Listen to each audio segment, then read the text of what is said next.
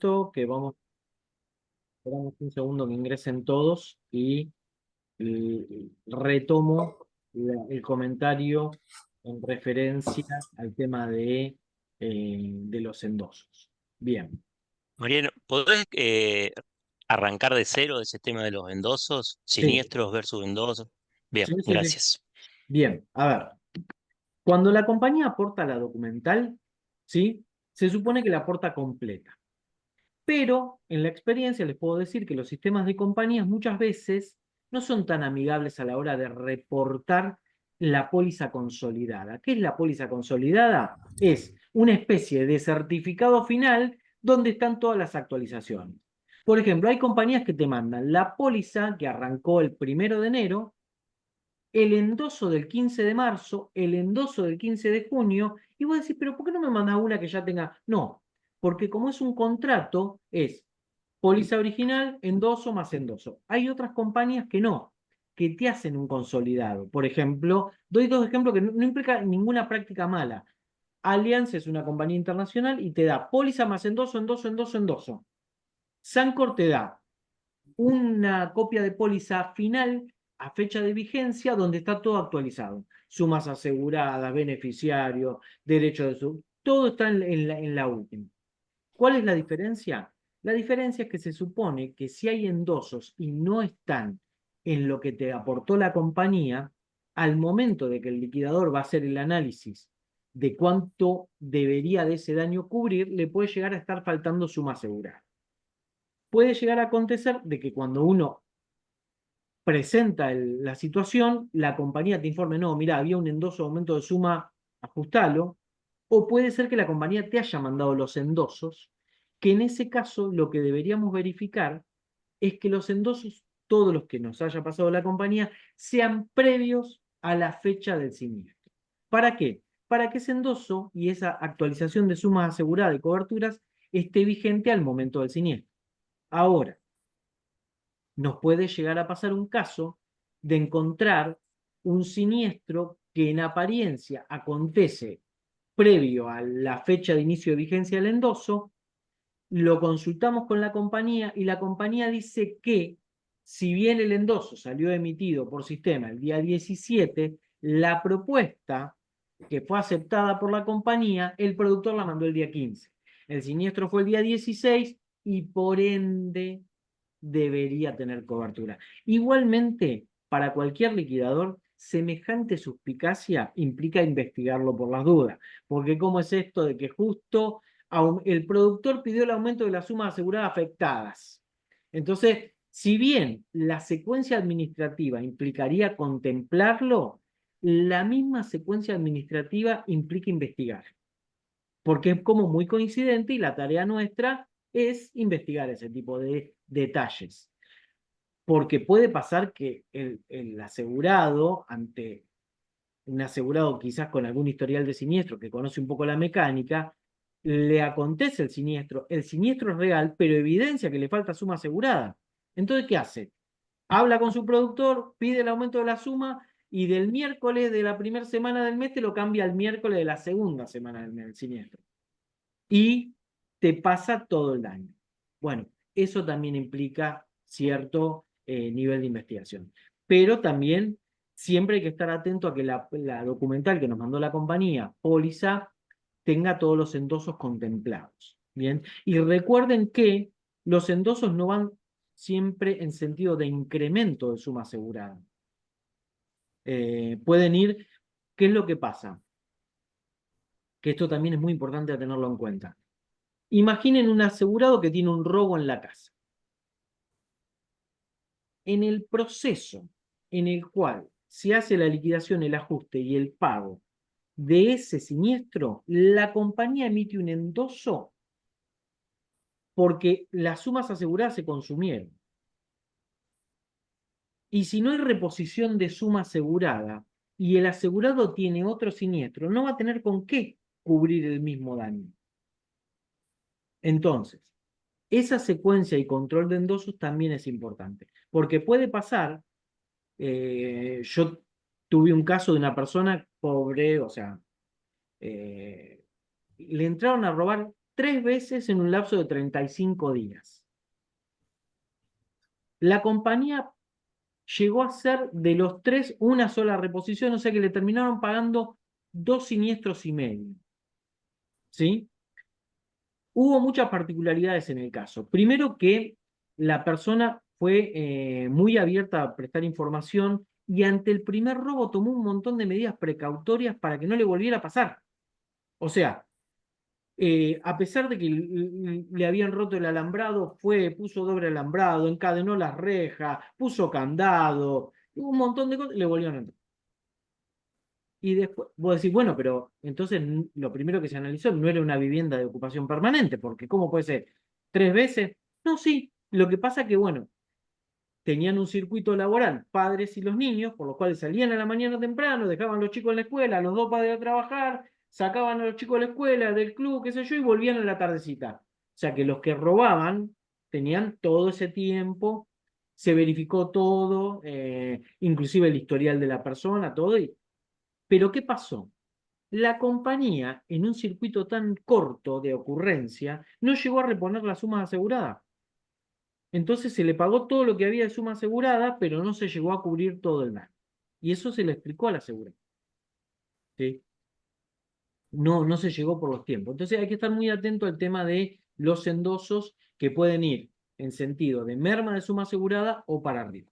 Mariano, te dejo a ti a que avances. Incluso hay endosos retroactivos que lo hacen una vez que por ejemplo, ocurre el siniestro, el productor lo denuncia o el asegurado lo denuncia y la compañía se dio cuenta de que no emitió el endoso en tiempo y forma y para poder trabajar el liquidador sobre una suma asegurada acorde a lo que se pidió, se hace un endoso retroactivo y te dicen, bueno, mira, esto te lo mando hoy, pero la vigencia era a partir de la semana pasada.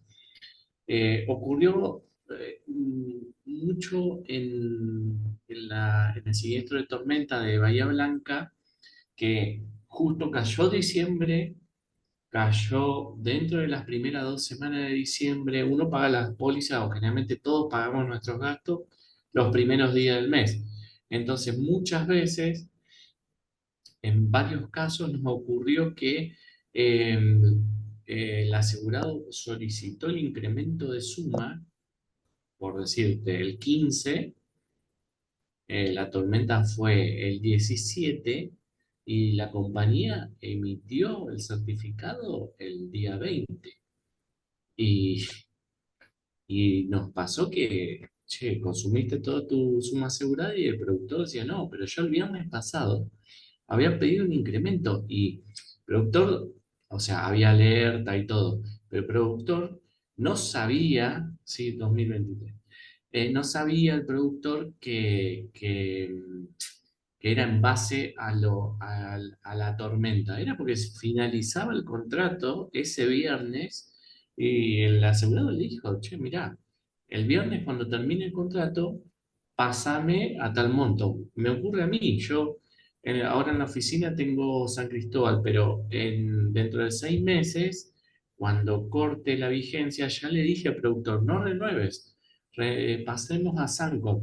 Y bueno, y puede ser que en 6 meses ocurra un siniestro justo en el momento que yo esté pasando de una compañía a la otra.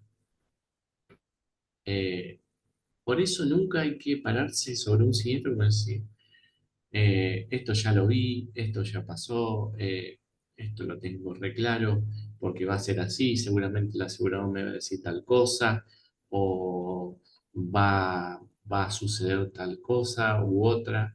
Siempre cada siniestro es el primero que vemos. Cada siniestro hay que analizar punto por punto y de principio a fin de póliza para que no comamos el envión y generemos una mala liquidación o un mal estudio de póliza. Quiero permitirme un minutito porque en algún momento lo charlé acá en los Zoom. Yo soy muy fan de los números, soy técnico en estadísticas, los números me gustan mucho, pero hoy y tiene que ver con este laburo que hacen los liquidadores, me anoticié de un número que me preocupó en demasía y tiene que ver con la actividad. Argentina, en los últimos 50 años, ¿sí? No, solamente 2 veces en los últimos 50 años tuvo menos de 100% de inflación anual. No sé si se entiende lo que estoy diciendo. O sea, esto quiere decir que toda nuestra actividad va a convivir con el infraseguro durante un tiempo todavía para adelante, pero que ha convivido con el infraseguro toda la vida. Solamente hubo 2 años en los cuales fue 87% de inflación anual y 92%. Después siempre fue más de 100%. Esto lo que quiere decir es que en general, según la edad que tenga la póliza, si tiene 1 mes, 2 meses, 3 meses, 4, cuanta más edad tenga la póliza, más tendremos que revisar el tema del infraseguro. Porque vivimos en un país que tiene esa situación de contexto técnico. Tiene una inflación crónica. ¿Sí? Entonces, aún en aquellos momentos del país en los cuales recordamos que quizás no había inflación, había. Yo miraba el informe estadístico, ¿no? Y no lo podés creer, vos decís, no, no puede ser. No puede ser que estemos vivos, pero bueno, estamos acá todavía. Pero yo decía, el trabajo técnico del liquidador que va a tener que contemplar esto, que se va a encontrar con bienes que naturalmente tienen una depreciación, contexto inflacionario que aún pagándole lo que la persona compró el bien, tampoco le alcanzaría para, o sea, le tenemos que aplicar el contexto inflacionario, la depreciación e inclusive quizás alguna mala evaluación de suma asegurada. Por ende, el trabajo pedagógico que haríamos nosotros en la construcción de la explicación es muy importante. Este dato se los paso para que entiendan el contexto técnico en el cual vamos a trabajar y cuán importante es desarrollar este mecanismo de hablar con el asegurado, de hacerlo entender cómo funciona la cobertura, de hacerlo entender qué es lo que él compró como cobertura. Eso también es importante. No va a ser la primera vez que una póliza de banco cubre en incendio edificio 2 millones de pesos. Incendio edificio. Está bien, era una póliza que valía 15,30 por mes, a primer riesgo absoluto, pero el incendio eran 17 millones de pesos. No alcanzaban, o sea, no alcanzaba para nada. Pero bueno, es lo que le. ¿Qué pasa? La persona me dijo, yo pregunté si me cubría incendio, y le dijeron que sí, que incendio cubría, lo que no explicaron cuánto. Bien.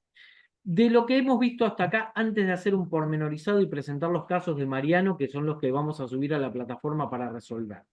Preguntas, aquellos que piensan presentarse al examen, ¿alguna duda en particular?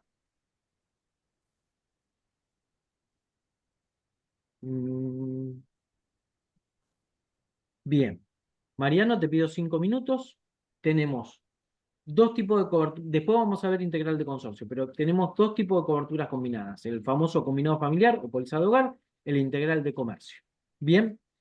En general, en el combinado familiar nos vamos a encontrar con el incendio edificio y el incendio contenido, que son dos coberturas que sus sumas aseguradas condicionan la existencia de las demás coberturas.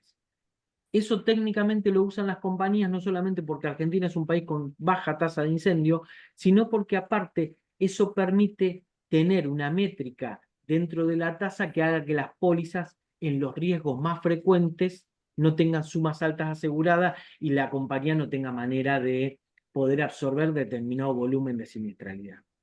Entonces, con esto, ¿qué es lo que quiero decir? Que si uno quisiera asegurar electrónicos por 5 millones de pesos en una casa de 60 metros cuadrados, le va a costar mucho. ¿Sí? Meter semejante cantidad de sumas seguras. Igualmente, eso técnicamente lo han ido resolviendo las compañías. Lo que han hecho es transformar el incendio edificio a primer riesgo absoluto para poder tener una tasa más alta y que eso permita tener riesgos y asumir riesgos en electrónico, en notebook, en portátiles y ese tipo de ramas que son con altísima siniestralidad. Nos vamos a encontrar en la póliza de combinado familiar con incendio, incendio edificio, RC linderos. Dentro del incendio edificio vamos a tener vendaval, ciclón, tornado y huracán en algunas compañías, en otras no. En algunas te ponen solamente ciclón y tornado. Hay que ver cómo lo ha configurado cada una de las compañías. Eso. Hay compañías que te agregan terremoto. Hay zonas donde te lo agregan y no tendría sentido, pero lo tienen en condiciones de póliza y lo ponen. Hay otras que te lo ponen como opcional. Después tenés el robo contenido general, la cobertura de electrónicos en lo que sería línea blanca y línea marrón, que sería equipos de audio, televisores, PCs de escritorio para la línea marrón y en línea blanca lavarropa, heladeras, ¿sí? Esas coberturas en general trabajan a primer riesgo absoluto con un deducible fijo, que es una manera de que la tasa no se tenga que ir tanto, ¿sí? Después tenés los portátiles, que en general cubre tablets y notebooks, a veces solamente dentro del domicilio, a veces fuera. Esa cobertura también en general es a primer riesgo absoluto, pero con deducible. Después tenés cristales, cobertura de altísima siniestralidad, que en general se liquida administrativamente por compañía, porque es más caro el proceso de contratar un liquidador para la reposición de una ventana que llamar directamente al vidriero para que vaya y la haga. Igualmente, es uno de la misma manera, perdón que me vaya el tema, que ruedas son dos nichos de negocio en los cuales los proveedores, a mi entender, desde el punto de vista técnico, estafan a las compañías. Porque el mismo producto comprado de manera particular vale el 30% de lo que le cobran a la compañía. En ruedas y cristal. No se puede creer la diferencia. Después tenemos la RC hechos privados, la cobertura para jugadores de golf, que cubre por un lado el tema del robo de palos y equipamiento y por otro lado el tema del hoyo en uno. Esto ya lo hablamos en el Zoom anterior con respecto a cómo funciona, es una particularidad. La tasa de jugadores de golf en Argentina con respecto a los seguros de hogar es bajísima. Esto es una cobertura que viene de Estados Unidos, allá es altísima, hay un alto porcentaje de jugadores de golf en Estados Unidos, por eso esa cobertura existe. La RC hechos privados, y después tenés mascotas, personal doméstico, AP, son grandes conglomerados de coberturas donde cada una tiene su medida de su prestación, su medida de la prestación, sus limitantes, sus deducibles y su suma asegurada. Eso para hogar. En general, y corregime Mariano si me equivoco, lo que tenemos en hogar es incendio, en la actividad de liquidadores, incendio, que en Argentina hay más incendio contenido que incendio edificio en general. Perdón, hay más incendios de poca envergadura, chiquitos, que arrancan desde el contenido afectando el edificio, que un incendio edificio que afecta el contenido, en sentido inverso, ¿sí? Con respecto a la cobertura de incendio, uno de los valores más importantes que tenemos que verificar es si fue declarado bien el porcentaje de madera de la construcción con respecto a la realidad de lo que figura en PO. Hay compañías que más de un 50% de madera no te aseguran nada, y hay otras compañías que a partir de un 50% de madera en la construcción edilicia te empiezan a aplicar una extra tasa hasta cubrir el porcentaje, porque obviamente en el caso de un incendio de edificio sería carísimo porque hay que indemnizar todo, todo. Bien, entonces, esas son las coberturas en general. Como les digo, hace muchísimos años en examen te decían cuál era la medida de la prestación de cada una. Igual la tenías que saber. Hoy por hoy eso ya no es así porque cada compañía trabaja su propia medida de la prestación. Y aparte porque hay de parte de las compañías en muchas coberturas una intención de simplificar la liquidación, diciendo, bueno, que el asegurado compre un producto que pueda pagar y compre suma asegurada. Entonces compra tanta suma asegurada de incendio, porque es lo que puede pagar. Bien. Esto en general para el combinado familiar, para el hogar. En comercio tenemos un mix de coberturas similares. Hay algunas que no van a estar o van a funcionar de otra manera, ¿sí? Tenemos equipos electrónicos, pero ya afectados a la actividad, ¿sí? todo lo que es equipamiento de heladeras, balanzas, ¿sí? Tiene que estar afectado a la actividad.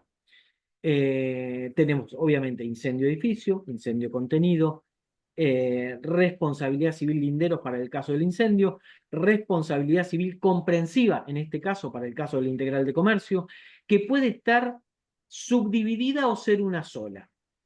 Históricamente la RC comprensiva era la RC del integral de comercio. Hoy por hoy hay compañías que la van separando para aplicar diferentes tasas y que el seguro sea más barato. Entonces, por ejemplo, tenés la RC de provisión de alimentos, la RC de carteles, ¿sí? La RC propia de la actividad del lugar, ¿bien? Y tenés entonces tenés la parte de las coberturas de RC separadas para que el costo sea menor. Después tenés robo de contenido general, robo de mercadería, cristales y en algunos casos puede haber un seguro técnico. A esto, la cobertura más importante que hay es la de robo de mercadería, ¿sí? Que es en general la que más busca el que contrata un integral de comercio. Bien, esas son el conglomerado de coberturas con el cual nos vamos a encontrar, tanto en una rama como en la otra. ¿Sí? Hay compañías que agregan coberturas particulares para conseguir un diferencial de venta, sí. De hecho, por ejemplo, hay compañías que te toman, en el caso del combinado familiar, por ejemplo, te incluyen personal doméstico y mascotas, y hay compañías que en el integral de comercio te incluyen AP para los prestadores de carga y descarga de mercadería, y te agregan diferenciales intentando que la cobertura sea más interesante para el que la va a contratar. Pero en esencia, ¿con qué nos encontramos? Con dos conglomerados de cobertura. Esos dos conglomerados de cobertura, cada uno tendrá, cada una de esas coberturas, su medida de la prestación, sus sumas aseguradas, y en función de eso nosotros deberíamos trabajar. Ahora le voy a ceder la palabra a Mariano y que él me corrija lo que me haya omitido mencionar. No, ninguna corrección. Ahí Carolina agregaba que también en el robo de valores, y es una pregunta de examen porque hay varias coberturas de robo de Hay valores. como mínimo tres que tenemos. Perdón, que acoto y te dejo. Tenemos Sí. giro comercial, que es cuando un local puede haber una póliza integral de comercio multirriesgo, multilocación, que quiere decir que tiene una cadena de supermercados, 5 locales.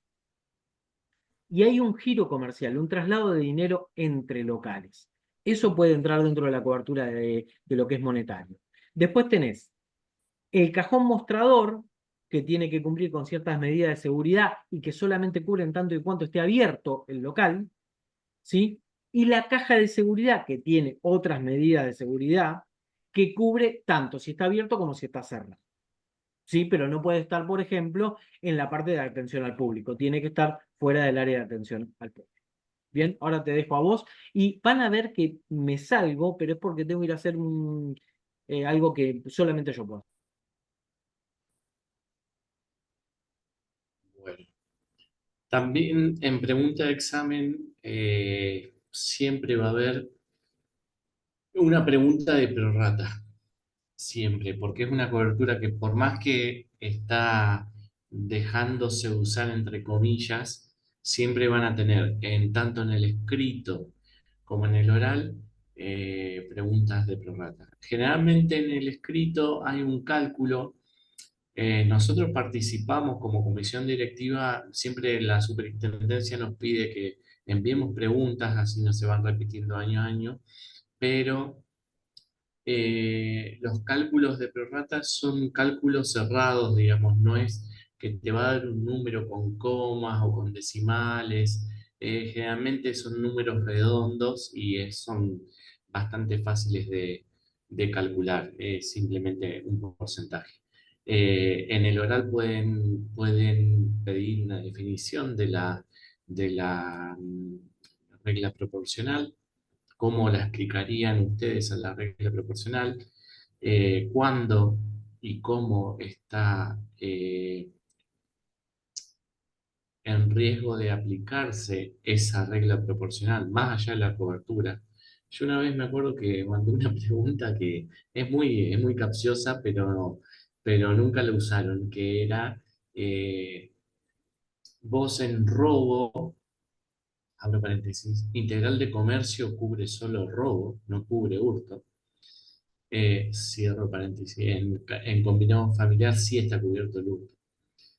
Es por esto de los riesgos, o sea, expuestos, o sea, vos tenés unas mercaderías expuestas y es más propensa al hurto, entonces también por eso no se ampara. Pero había diagramado una pregunta, es que si vos tenés una cobertura de robo a prorrata de mercaderías y tenés un siniestro de robo con extracción del cristal, pero ese comercio tenía rejas y hubo una sustracción desde el exterior, por ende tenés una limitación a veces en las coberturas, hay una limitación de sustracción desde el exterior.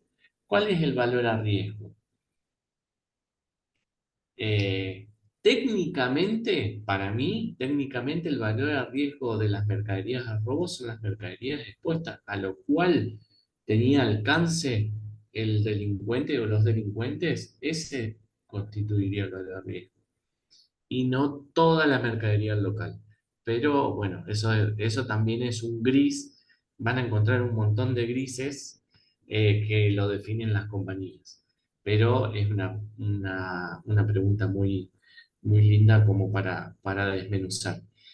Después, en tema del robo de valores, había otra cobertura también que no es que no se use, pero es más diversa, que es la de sueldos y jornales y de cobradores. Ahora es todo de transfiero, transferime, enviame.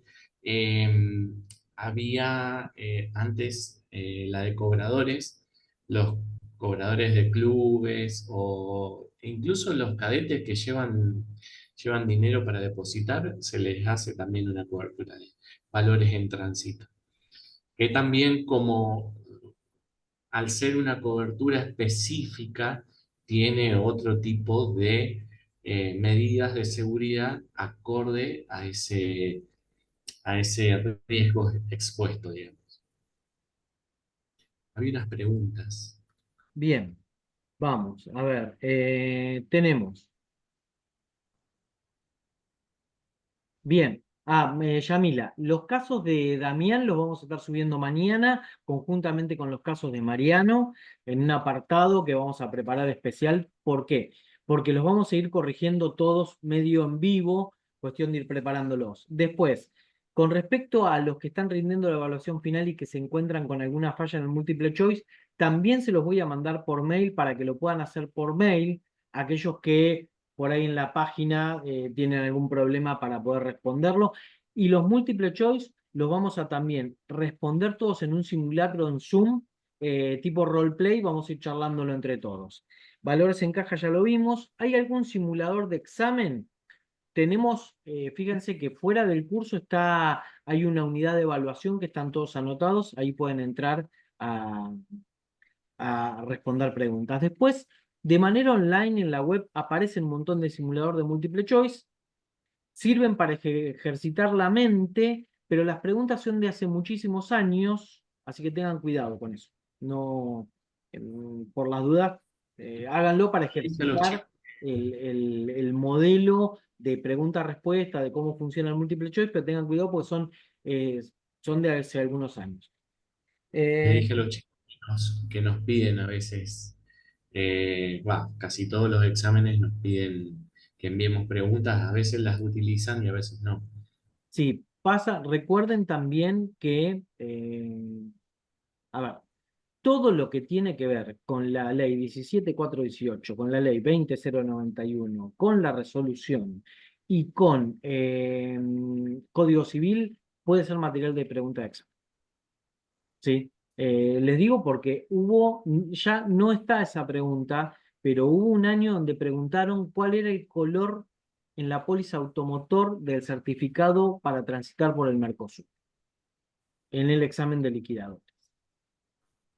Y si bien a muchos nos pareció una verdad de perogrullo y todo el mundo lo entendía y lo sabía, muchos se quedaron como que no entendían ni qué le estaban preguntando. Es la cartulina verde que viene con la póliza del auto. ¿Sí? Pero bueno, pero muchos se quedaron como diciendo, esto no lo vi en el curso, nadie me lo explicó, ¿qué es esto? ¿Sí? Porque aparte, encima la pregunta estaba armada como si fuera un tipo de póliza especial, una cosa así, bueno, ahí hubo un... Es más, ese año la Super terminó no contemplándola, los que habían respondido mal esa pregunta, no me acuerdo bien cómo. Bien, así que bueno. A ver, preguntas hasta acá de lo que hemos visto hasta hoy. Y después, si no, ya lo dejamos a Damián presentar los casos. ¿No? Bien, entonces, hacemos lo siguiente, así me queda... ¿Cómo estás? Dame un rato y más tarde te lo paso. Sí, recién acabo de terminar de... No, era otra cosa. Bien, vamos a hacer lo siguiente. Salimos, entramos inmediatamente y Damián presenta los casos que nos va a dejar para resolver. ¿Les parece? Porque así me queda separado ya el video de todo lo que fue teórico de lo que va a ser práctico. Entramos, Yami.